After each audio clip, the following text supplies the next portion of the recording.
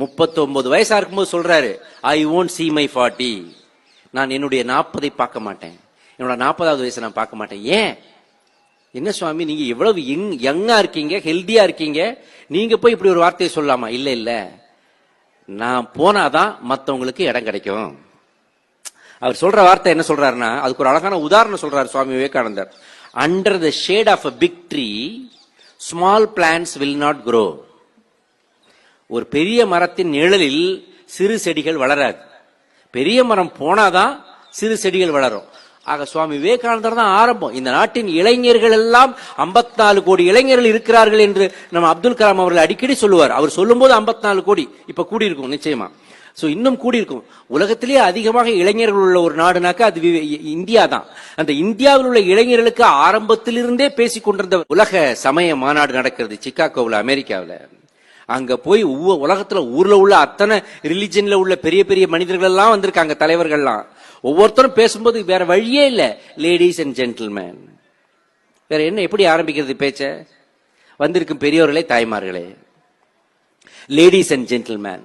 இதைத்தான் ஒரு மரபு, இதைத்தான் எல்லாரும் பேசிட்டு இருக்காங்க. இவர் தயங்குறாரு. நம்ம ஏன்னா அவருக்கு மேடையில் அது வரைக்கும் பேசினதே கிடையாது. அவ்வளவு பெரிய மேடையில அவர் பெங்காலி, அவருக்கு பெங்காலியில பேசணும்னா சரளமா வந்திருக்கும். ஆனால் அவர் ஆங்கிலத்துல பேசணும், அதுவும் ஆங்கிலேயர்கள் இருக்கிற தேசத்துல பேசணும், அவங்க முன்னாடி பேசணும் போது ரொம்ப தயங்குறாரு. முதல்ல பயம் வந்துருது. ஃபர்ஸ்ட் பஞ்ச் டயலாக் அப்ப போடுறாரு, லேடிஸ் அண்ட் ஜென்டில்மேன் கிடையாது. அத்தனை பேர், ஒரு 5000 பேர் இருக்கிற அந்த அரங்கத்துல அவர் பேசுற முதல் வார்த்தை சிஸ்டர்ஸ் அண்ட் பிரதர்ஸ் ஆஃப் அமெரிக்கானர். மிரண்டுட்டானுங்க. 1.5 நிமிஷம் கை தட்டி இருக்கானுங்க. அதுதான் சுவாமி விவேகானந்தர். அந்த சுவாமி விவேகானந்தரால் நமக்கு கிடைத்தவர் தான் டாக்டர் அப்துல் கலாம். அந்த சுவாமி விவேகானந்தர் ஒரு முறை கப்பல்ல போய்கிட்டு இருக்கும்போது, அதே கப்பல்ல JRD டாட்டாவுடைய முதல் டாட்டா, அவரும் அதே கப்பலில் பிரயாணம் செய்துகிட்டு, 2 பேரும் யங்கு. ஒருத்தர் மீட் பண்ணிக்கிறாங்க. இவர் அவரை கேட்கிறாரு, அவர் இவரை கேட்கிறாரு, 2 பேரும் பேசிக்கிறாங்க. நீங்க யாரு? என் பேர் நரேந்திரன். அப்ப சுவாமி விவேகானந்தர் பேரு நரேந்திரன். என் பேர் நரேந்திரன். உங்க பேர் என்ன? நான் டாட்டா. எதுக்கு போறீங்க? நான் ஜப்பான் போறேன்.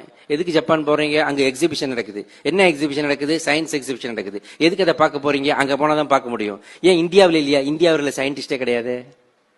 இந்தியாவில் ஏது சயின்டிஸ்ட்? பிரிட்டிஷ்ல நம்மள ஆண்டுகிட்டு இருக்காங்க, ஏது சயின்டிஸ்ட் அப்படின்னு டாட்டா சொல்றாரு. உடனே சுவாமி விவேகானந்தர் அப்ப நரேந்திரநாத் கூப்பிட்டு உட்கார வச்சு அவருக்கு பாடம் எடுக்கிறாரு. அட பாவி, இந்தியாவில் இப்ப பிரிட்டிஷ் ஒரு 200 வருஷமா ஆண்டுகிட்டு இருக்கிறதுனால இப்படி சொல்ற, அதுக்கு முன்னாடி இந்தியா எப்படிப்பட்ட, இந்த பாரத தேசத்துல எவ்வளவு பெரிய பெரிய அறிஞர்கள், மேதைகள், கணித மேதைகள், விஞ்ஞானிகள், மருத்துவ சாஸ்திரம் அப்படின்னு வரிசையா சொல்லி, பாஸ்கரா, ஆரியப்பட்டா, அது சிசுருஷு, இன்னும் வரிசையா சொல்றாரு. First open bypass heart surgery பண்ணவனே இந்தியாவில் உள்ள ஒரு யோகி தாண்டான்னு சொல்லி எல்லாத்தையும் வரிசையா சொன்ன உடனே அவர் இன்ஸ்பயர் ஆயிடுறாரு. சரி, இது அவர் மனசுலயே இருக்குது. 1904 மைசூர் மகாராஜா வந்து டாட்டா பாக்குறாரு. அதுக்குள்ள அவரும் ஒரு பெரிய தொழிலதிபர் ஆயிடுறாரு, இரும்பு பிசினஸ்ல. இந்த மாதிரி சுவாமி விவேகானந்தர், அதுக்குள்ள சுவாமி விவேகானந்தர் உலகம் முழுக்க பாப்புலர் ஆகி மிக மிக பெரிய ஒரு சூப்பர் ஸ்டாராவே ஆயிடுறாரு. சோ அவருடைய இந்த மாதிரி விவேகானந்தர் அந்த காலத்துல என்கிட்ட கப்பல்ல போகும்போது கேட்டாரு, விஞ்ஞானிகளுக்காக ஏதாவது ஒரு அமைப்பை ஏற்படுத்த சொன்னாரு.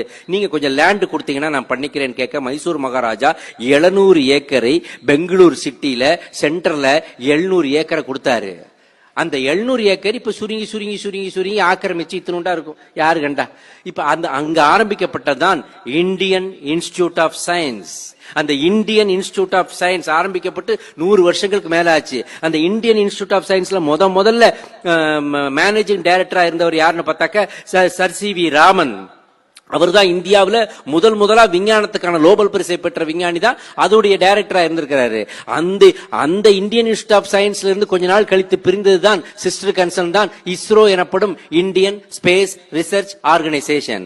அந்த இந்தியன் ஸ்பேஸ் ரிசர்ச் ஆர்கனைசேஷன்ல இருந்து கொஞ்ச நாள் கழிச்சு நமக்கு ஒரு இளம் விஞ்ஞானியா அது உள்ள சேர்ந்து, அதன் பிறகு பல பல பல பல சாதனைகளை நிகழ்த்தி, பிருத்திவி அக்னின்னு வரிசையா நிகழ்த்தி, பத்மஸ்ரீயை பெற்று, பத்மபூஷனை பெற்று, பத்ம விபூஷனை பெற்று, பாரத ரத்னாவாகி நம்முடைய இந்தியாவுக்கே ஜனாதிபதியான டாக்டர் APJ அப்துல் கலாம் வருவதற்கு காரணமே சுவாமி விவேகானந்தர். அவர் சொல்றாரு, நான் மட்டும் ஜெருசலத்தில் பிறந்திருந்தால், இது சுவாமி விவேகானந்தர் சொன்ன வார்த்தைங்க.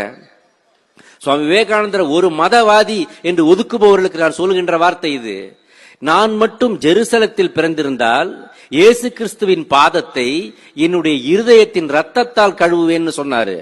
சுவாமி விவேகானந்தர். இதை சொல்வதற்கு எவ்வளவு பெரிய ஒரு பரந்த மனது வேண்டும். அதனால்தான் சுவாமி விவேகானந்தர் is treated greatest of the great.